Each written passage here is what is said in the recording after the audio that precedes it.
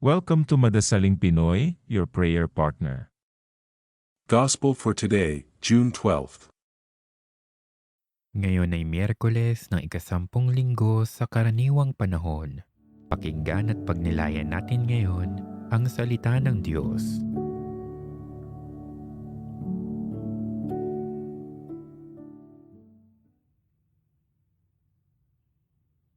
Ang mabuting balita ng Panginoon ayon kay San Mateo.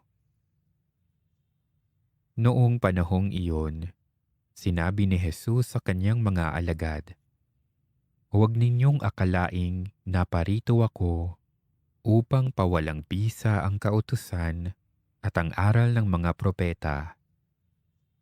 Naparito ako hindi upang pawalang bisa, kundi para ipaliwanag at ganapin ang mga iyon. Tandaan ninyo ito, magwawakas ang langit at ang lupa, ngunit ang kaliit-liitang bahagi ng kautusan ay di mawawala ng bisa hanggat hindi nagaganap ang lahat. Kaya't sino mang magpawalang halaga kahit sa kaliit-liitang bahagi nito at magturo ng gayon sa mga tao, ay ibibilang na pinakamababa